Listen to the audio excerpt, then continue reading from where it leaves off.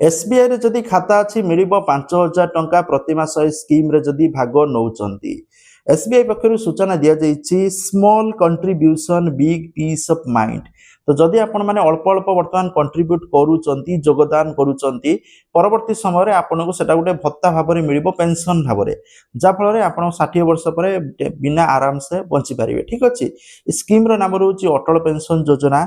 एथिरे आपणकर बयस 18 ରୁ 40 वर्ष भितर होइतिबा दरकार। ठीक अच्छे ता सहित आपन को प्रति मास पेंशन मिल 1000 टंका रू नहीं 5,000 टंका माने आपण मान जो हिसाब रे पैसा रखिबे से हिसाब रे आपन को एठी मिलिबो। ठीक अच्छे नो एक्स्ट्रा केवाईसी नो हासल्स आपन केवाईसी करिया पई पड़िबनी बैंक रे सब डिटेल्स अछि। आपण माने एसबीआई को जाई कि अटल पेंशन योजना रे खाता खोली परिबे। आपन को एठी कोन दबार अछि प्रति मास 55 टंका रू 200 जदि आपन 18 वर्ष जदि 40 वर्ष भितर अछि ताले मासको 300-400 टका ये देवे देले आप 60 वर्ष पर मासिक 5,000 टंकार पेंशन पाइपर 60 वर्ष पर प्रति मास आपण नोमिनी को ये पैसा मिल चलो।